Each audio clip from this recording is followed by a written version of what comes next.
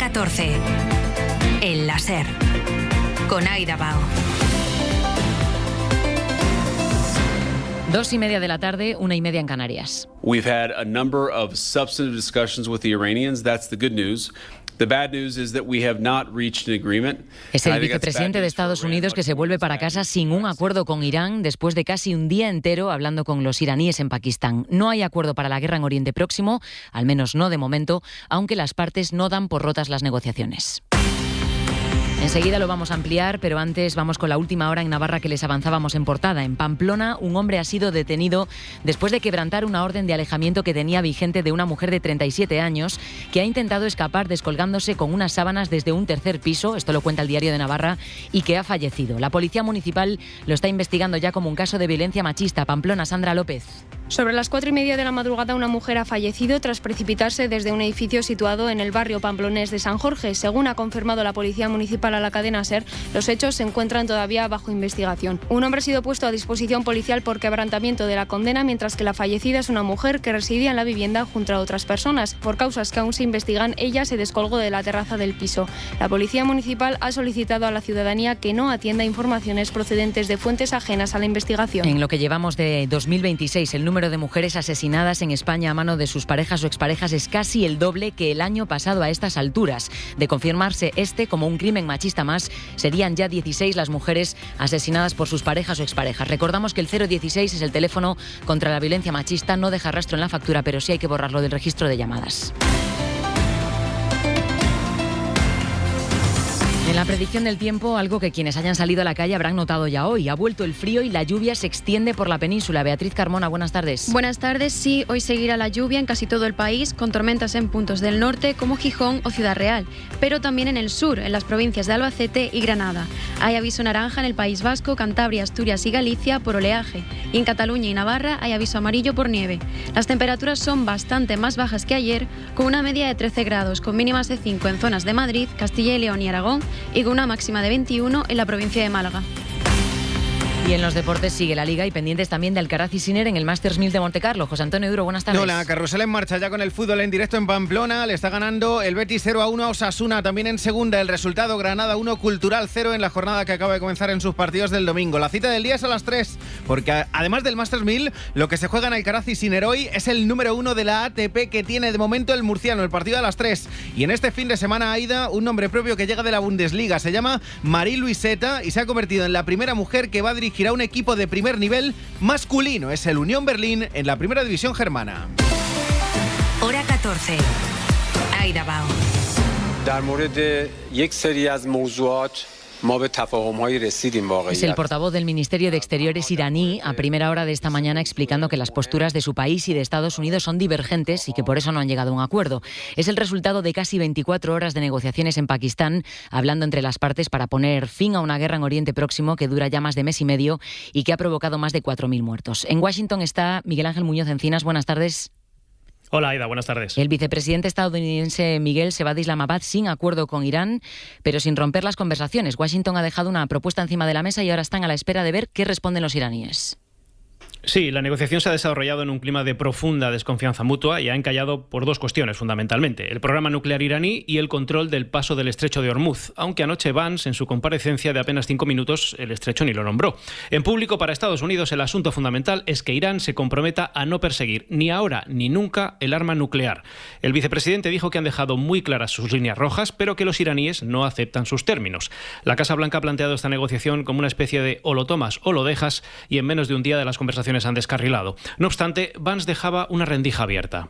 We leave here with a very simple proposal, a method of understanding that is our final and best offer. We'll see if the Iranians accept it. Thank you.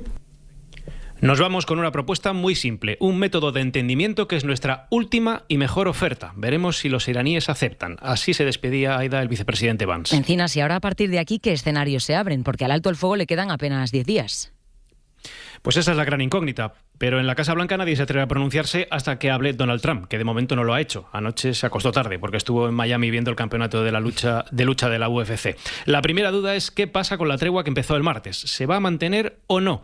El escenario es endiablado porque cualquiera de las opciones es complicada. Estados Unidos puede optar por una negociación a distancia de difícil pronóstico sobre las bases de lo hablado en Pakistán o puede retomar los ataques con el coste reputacional y económico que eso tiene aquí en Estados Unidos. Y la segunda duda es qué va a pasar con el control del estrecho de Hormuz. Los iraníes siguen manteniendo un férreo control de ese paso. Anoche Trump difundió en su red social una publicación de un medio que decía que tiene la opción de llevar a cabo un bloqueo naval de Irán como el que llevó a cabo en Venezuela. Pero eso habrá que verlo porque el estrecho de Hormuz, Aida, no es el Caribe. Miguel Ángel Muñoz Encinas en directo desde Washington. Gracias. Hasta luego. Hora 14. Lo que pasa. Lo que importa. Los iraníes quieren un alto al fuego real y duradero, no quieren que Israel continúe sus ataques en el Líbano y quieren mantener el control de ese estrecho de Hormuz del que nos hablaba Encinas. Lo que sabíamos hasta ahora era que Estados Unidos quería tener voz y voto en lo que pasase en ese paso marítimo y J.D. Vance ha destacado de nuevo lo importante que es para Washington también que los iraníes se comprometan a no desarrollar un arma nuclear. Pero ¿cómo se entiende esto si los propios estadounidenses dijeron el verano pasado que ya habían destruido la capacidad nuclear de Irán? Belú Jiménez, buenas tardes. Buenas tardes, Aida. Pues es otra contradicción de Estados Unidos porque si hacemos memoria, desde junio de 2025, Trump ha afirmado en repetidas ocasiones que había terminado con la capacidad nuclear presente y futura de Irán. Este era Trump en 2025 diciendo que los principales puntos de enriquecimiento de uranio de Irán habían sido totalmente destruidos. Trump mantuvo este discurso durante todo el año y no volvió a cambiar de opinión y a decir que Irán era una amenaza nuclear hasta pocas semanas antes de su ataque conjunto con Israel el pasado febrero.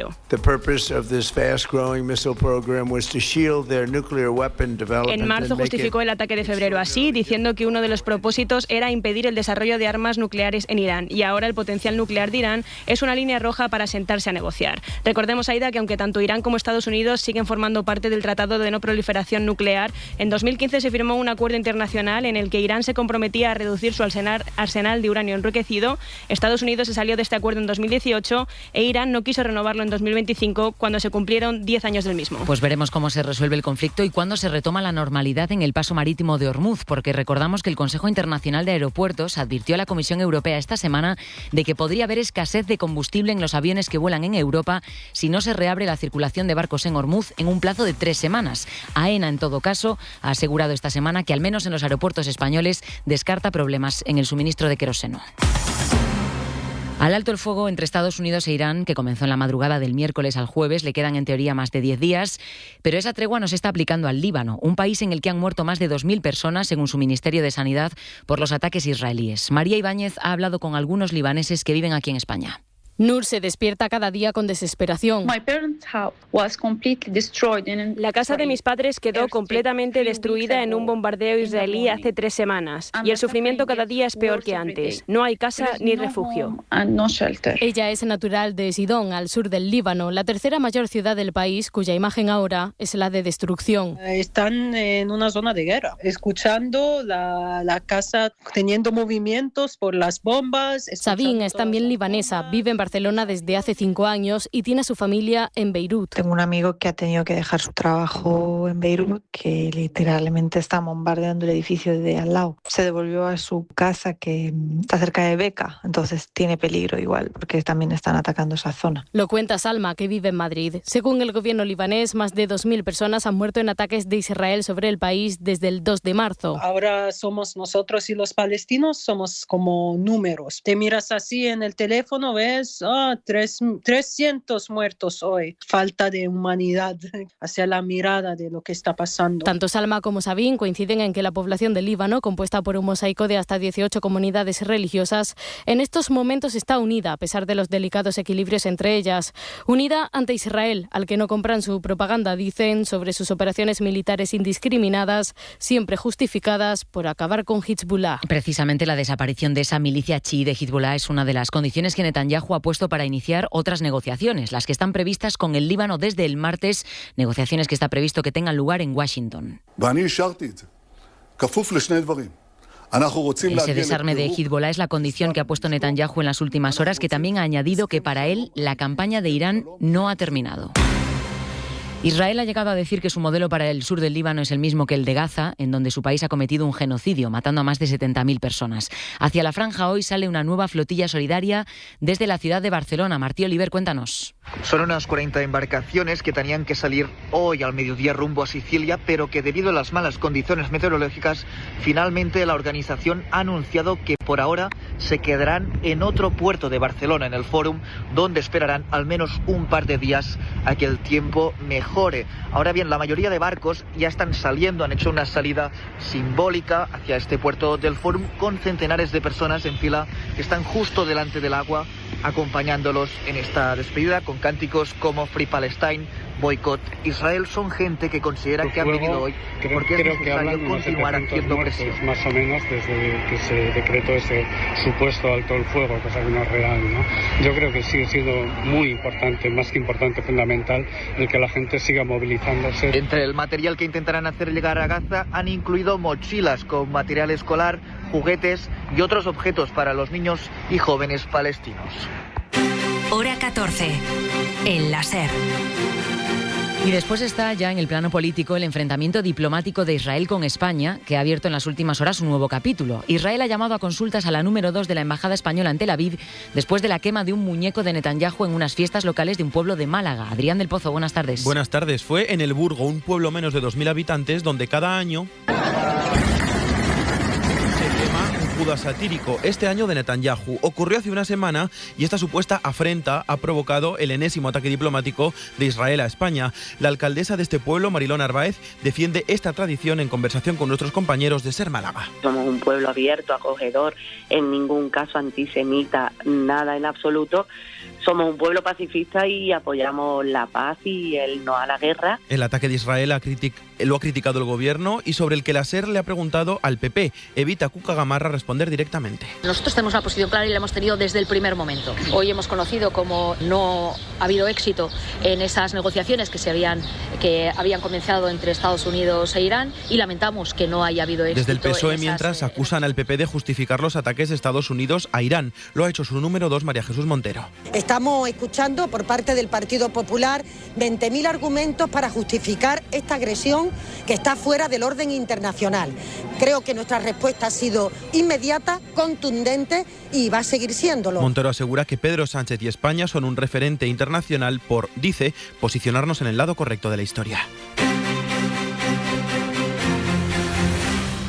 Hungría puede ver hoy cómo Viktor Orbán pierde el poder después de 16 años, tratando a su país como un gran cortijo en el que, además de hacer negocio él y sus familiares, ha tratado de expandir todo lo posible los recortes a los derechos sociales y laborales e ideas populistas, racistas y homófobas. A esto se suma su euroescepticismo. Orbán es el no permanente en Bruselas en las votaciones con sus socios europeos y trabaja mucho más sus relaciones con Putin o con Donald Trump. Pero hoy, como decimos, todo esto puede venirse abajo y Orbán puede dejar de liderar Hungría después de las elecciones presidenciales que se están celebrando. En uno de los colegios electorales de Budapest está a esta hora el enviado especial de la SER, Antonio Martín. Buenas tardes. ¿Qué tal, Aida? Buenas tardes. De momento, lo más destacado de la mañana es que la participación está batiendo todos los récords de las elecciones en Hungría desde el final del comunismo, con un empujón muy considerable aquí en Budapest, territorio que no simpatiza con Viktor Orbán. Durante la mañana hemos recogido testimonios de votantes que se han acercado a este colegio de la capital, como estos dos hombres. Or the eastern part. I hate the government like this, so it's not the... Uno apuntaba que Hungría se juega hoy ser parte de Occidente o quedar bajo la influencia de Rusia en el este de Europa. El otro directamente nos contaba que odia al gobierno. O esta chica. I'm a young person and I want a better future for myself and for... Que destaca que los jóvenes como ella quieren un cambio, un mejor futuro porque Orbán solo gobierna para los suyos. Bruselas, Washington y Moscú siguen con atención las elecciones. Para la Unión Europea pueden significar el fin de los bloqueos constantes de Hungría, las decisiones sobre Ucrania. Trump y Putin, por su lado, pueden quedarse sin su principal aliado en el seno de Europa. Antonio, allí en Hungría hay quienes respiran esperanza de cambio, aunque hay que recordar que el favorito para tumbar a Orbán es también un hombre de derechas con un programa parecido. ¿Qué cambiaría si lo consigue? Sobre todo el tono es lo que cambiaría, porque Peter Mayer quiere desarrollar su futuro gobierno de la mano del Partido Popular Europeo, sí que seguiremos escuchando mensajes de control de la inmigración, nacionalismo húngaro, pero eso sí, sin ese tono racista y homófobo de Orbán. También se acabarían los bloqueos de todo lo que tenga que ver con ayudar a Ucrania, que citaba antes. Mayer es proeuropeo, ha condenado la invasión de Rusia, mientras que Orbán ha centrado su campaña en presentar a Zelensky como su gran enemigo. Tanto es así que esta misma mañana unos activistas han esperado a Orbán en el colegio donde votaba para entregarle un billete de avión de ida a Moscú. Ahora bien, Mayer necesita una mayoría holgada para cambiar realmente el país y para deshacer toda una estructura clientelar del Estado como ha venido prometiendo. Para eso necesita una mayoría de 2/3 del Parlamento, que es la que permite, por ejemplo, reformar la Constitución, y eso sí que no está claro que vaya a lograrlo. Antonio Martín, en directo desde Budapest. Te escuchamos esta noche con el escrutinio y mañana con los resultados. Gracias. Gracias a ti.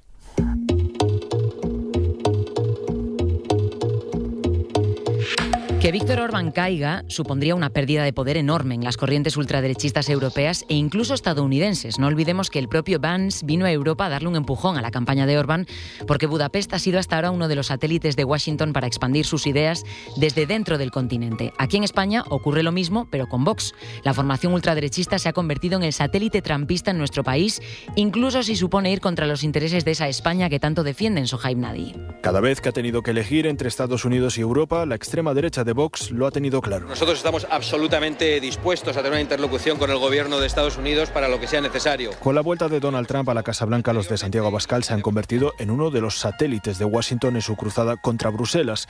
Su máxima es simple: nada de lo que hace Trump está mal, incluso si perjudica la economía española. Supongo que el presidente de los Estados Unidos defiende sus intereses lo mejor que cree. No criticaban los aranceles, sino Europa. Cuando Trump humilló a Zelensky en la Casa Blanca, para Vox la culpa era de Europa por no llegar a un acuerdo que pusiera fin a la guerra, acuerdo que, por cierto, beneficiaba esencialmente a Putin. También se desentendieron de la anexión de Groenlandia que pretendía Trump, perjudicando a Dinamarca, socio europeo. Nuestra Groenlandia es Mercosur, es el Pacto Verde. Los de Abascal rechazan además la creación de un ejército europeo propio, porque eso supondría ganar soberanía militar y depender menos de Estados Unidos. A nosotros siempre nos ha parecido bien incrementar el gasto militar, pero para defender nuestros intereses, no para ponerlo al servicio de un ejército europeo. Y nos parece muy bien contribuir a la organización del Atlántico Norte. Así que la extrema derecha de Vox, Aida, bajo una capa de patriotismo, se ha convertido en el satélite del imperialismo yanqui a costa de los intereses de España y de Europa. Hora 14. Aida Bao. Pedro Sánchez está ya en China para una visita oficial que comprende, entre otras cosas, ver a Xi Jinping el martes. El nuevo orden mundial que trata de establecer a nivel geopolítico y geoestratégico Donald Trump hace que España crea clave reforzar otras alianzas. Un encuentro, el de Xi Jinping con Sánchez, que el presidente español quiere aprovechar también como altavoz para que trascienda la posición de España con la guerra de Irán. Enviado especial a Pekín, Guillermo Lerma, buenas tardes. ¿Qué tal, Aida? Buenas tardes. Es la cuarta vez en 4 años que el presidente del gobierno viene a China para reunirse con las máximas autoridades del país, así que el principal objetivo de este viaje es, como decías, seguir profundizando en las relaciones con la segunda potencia mundial ante las turbulencias que emite la primera, Estados Unidos. En la Moncloa creen que el repliegue y el viraje de Estados Unidos obliga a reforzar las alianzas con Pekín, y no solo por cuestiones comerciales o económicas. Defienden en el Ejecutivo que, pese a las diferencias evidentes en muchos asuntos, China puede ser una potencia que ejerza un papel estabilizador, dicen, en el tablero geopolítico frente al caos que está generando Netanyahu o Donald Trump. Así que el martes, durante su encuentro, Sánchez pondrá en valor la apuesta de Xi Jinping por el multilateralismo y el derecho internacional. En el equipo del presidente destacan que, aunque haya sido de manera discreta, el gobierno chino ha mediado a través de Pakistán para propiciar el diálogo que se está dando entre Estados Unidos e Irán. Oye, Lerma, vosotros que ya lleváis unas horas allí en China acompañando al presidente, ¿cómo se valora o qué opinión suscita allí la visita de Sánchez? Bueno, Pekín defiende que la apuesta de Sánchez por visitar una vez al año al menos este país demuestra que hay una defensa firme del multilateralismo. Dicen en el gobierno chino que España es un aliado, y eso es parte de lo que se quiere demostrar con esa visita, con banderas españolas ya adornando todas las calles de la ciudad desde el propio aeropuerto. Por ahora, de lo que se ha hecho eco la prensa es de la agenda privada del presidente, que lleva unas horas en Pekín y que ha aprovechado para dar un paseo por el centro de la ciudad.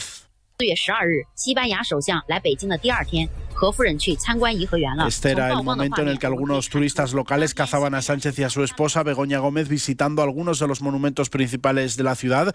Así lo narraban en la televisión china. El Palacio de Verano o un Hutong, un barrio tradicional de la capital china, ha sido el lugar por el que se ha dejado ver por ahora el presidente, que mañana ya sí empieza la agenda oficial. Lerma, gracias. Hasta luego. Hora 14. Lo que pasa. Lo que importa.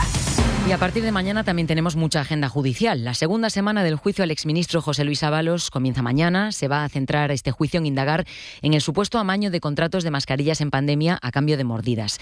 Semana que va a estar protagonizada por altos cargos en su época al frente de la cartera de Transportes, como la expresidenta de Adif, Isabel Pardo de Vera. También veremos pasar por el Supremo a la expareja de Koldo García.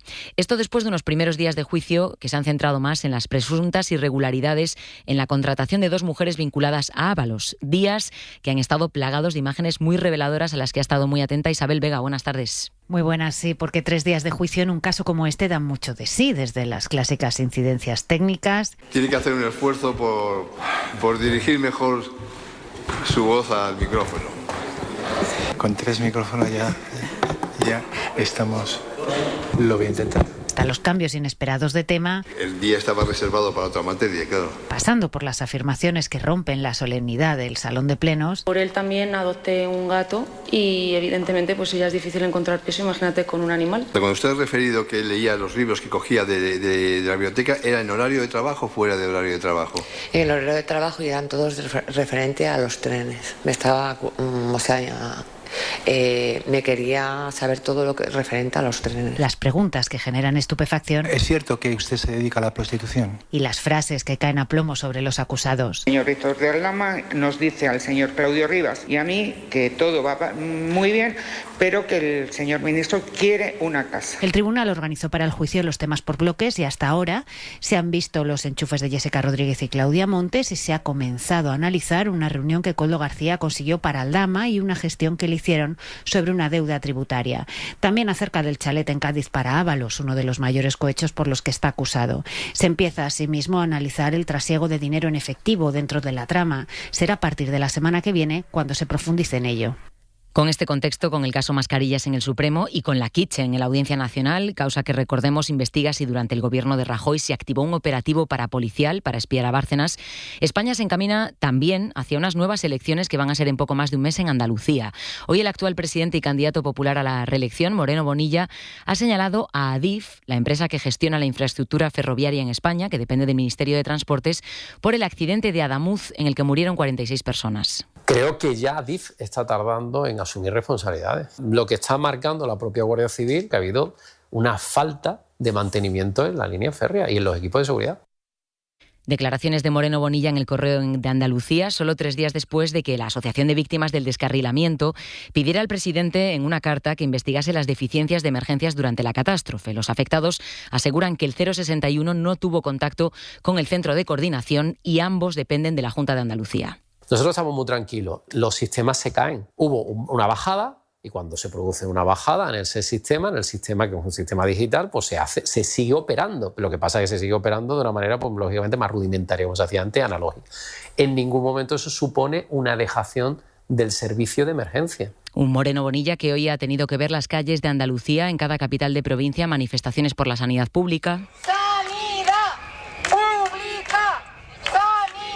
Protestas que denuncian el modelo de privatización, dicen los asistentes, entre ellos los líderes de la oposición, del modelo del PP de Moreno Bonilla.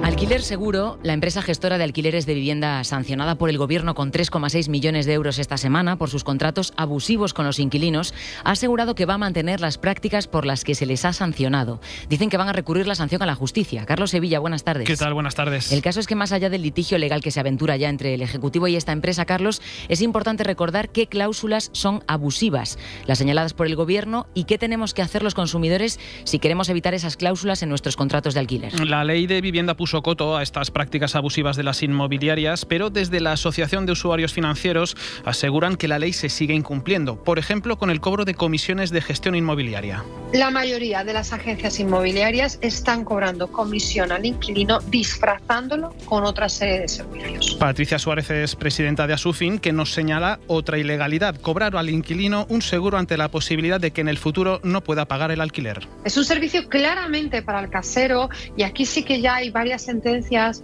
que dejan bien claro que el inquilino no puede pagar por su propio seguro de impago. No tiene ningún sentido. Y un tercer abuso: cobrar un servicio de atención al inquilino. Las agencias dicen que es voluntario, pero en la práctica... Estamos en una situación de mercado tan complicada que la mayoría de los inquilinos, con tal de asegurarse el poder alquilar esa vivienda, tragan con este servicio. Bueno, ¿y qué hacer si nos plantean este tipo de servicios? Desde Asufin recomiendan contratar y después reclamar. Ya has firmado el alquiler, ya has metido tus muebles, ya vives ahí, aprovecha los 14 días de desistimiento y desiste. Y di que no, que ese servicio no lo quieres y que te devuelvan el dinero. En caso de no conseguirlo, hay que reclamarlo extrajudicialmente a la empresa, a la agencia inmobiliaria, y si no acceden, el siguiente paso es denunciarlo en los tribunales. Hora 14. Aida Bao. Funcionan siempre like a Bosch. Cocina integrada, calidad probada. Like a Bosch. El tiempo pasa, calidad que arrasa. Y tu cocina está integrada. Consigue hasta 1.000 euros de reembolso en tu cocina integrada. Calidad pensada para durar. Bosch. Las redes sociales te invaden cada día con miles de mensajes. Pero si quieres ganar la batalla de la credibilidad y la visibilidad de tu negocio, apuesta por caballo ganador. La radio. En serpublicidad.es tú eres quien manda. Diseña tu campaña a medida, elige precio y en qué emisora quieres que se escuche tu mensaje. Serpublicidad.es, tu negocio gana. Hora 14. Aida Bao. Los 4 astronautas de la NASA que han vuelto de la Luna ya han tenido algo más de 24 horas para volver a acostumbrarse a la Tierra. Victor, Christina and Jeremy, we are bonded forever. And no one down here is ever going to know what the 4 of us just went through. And it was the most special thing that will ever happen in my life. El comandante Reid Wiseman presentaba así a sus otros 3 compañeros en la rueda de prensa que ha dado en las últimas horas, añadiendo que el viaje que han hecho es lo más especial que le ha pasado en su vida. Lucía Hernández, buenas tardes. Buenas tardes. Con la voz entrecortada y lágrimas en los ojos han hablado los 4 astronautas en la rueda de prensa después de este viaje histórico a la Luna. 2 de ellos han hecho reflexiones sobre nuestro planeta. Wiseman dice que después de ir a la Luna no hay nada más especial que ser un ser humano y estar en el planeta Tierra. Planet Earth, you are a crew. La astronauta especialista de misión, Christina Koch, ha dicho que el planeta Tierra es una tripulación como lo han sido ellos y que es nuestro pequeño salvavidas. El que ha sido el piloto de la nave, Victor Glover, ha dicho que son muy afortunados de pertenecer a la NASA en este momento de la historia, y el especialista de misión, Jeremy Hansen, ha dicho que aunque hayan ido solo ellos a la Luna, los 4 son un reflejo de toda la humanidad. Artemis II ha terminado con éxito, por tanto, pero la ciencia y la humanidad ya preparan los próximos objetivos en el espacio. Lorena Carramolino, buenas tardes. Este sonido, 3, 2, 1. el de una nave despegando, lo volveremos a escuchar al menos 3 veces más. Será en la misión Artemis III, programada para mediados de 2027, cuando se probará el ensamblaje entre la nave Orion y el módulo de aterrizaje lunar. Después, en la misión Artemis IV, prevista para 2028, el ser humano volverá a pisar la Luna. Pero no nos quedaremos ahí, porque también hay una 5ª misión de Artemis con un propósito. Es establecer una base lunar con carácter permanente. Vicente Boria, investigador del Instituto de Telecomunicaciones de la Universidad de Valencia, explica también qué objetivos tendría esta base lunar. Se pudiera encontrar agua en forma de hielo, porque se podría disociar el agua en forma de hidrógeno y oxígeno para generar aire para respirar, o también combustible para futuras misiones que pudieran llegar a Marte. La NASA pretende construir esta base en la Luna entre 2029 y 2032. Eso sí, atención, porque China también quiere llegar a nuestro satélite. Estados Unidos está apostando fuerte, pero no hay que minimizar el posible éxito de la China. Así que veremos quién planta primero la bandera en la Luna en esta nueva carrera espacial, aunque todo pinta que volverá a ser Estados Unidos. Y al cierre, Bad Gyal. Entre tú y yo ya no queda nada. Hazte la idea de que te te solté y ya mi fuego trataste de apagar. Nene, tienes que entender que tu tiempo fue. Ahora siéntate y mira como yo me pongo más cara. La catalana que anoche cerró su segunda noche en el Movistar Arena de Madrid con lleno absoluto. Saray González. Más cara, más internacional y más poderosa. Así se presenta la nueva gira de Bad Gyal con todas las entradas vendidas en Madrid. Me dice que un coro ya. Casi 2 horas de espectáculo que ya ha aglutinado más de 45.000 personas entre los 3 conciertos que ha dado en Barcelona. Un espectáculo con canciones principalmente de su último disco, Más cara. Esta gira la consolida como una de las mayores exponentes de la música urbana en España. 13 millones de oyentes mensuales solo en Spotify. Todavía podrán disfrutarla en directo en Valencia, Sevilla, Bilbao, A Coruña, también en el Festival Roslight de Dinamarca. 19 canciones con un trío de ases para el final: Slim Thing, Fuma y, claro, Fiebre. Así nos vamos, pero mañana más, hora 14 con Javier Casal. Tengan buena tarde, adiós. Hora 14. Suscríbete ya en la app de la SER, en nuestra web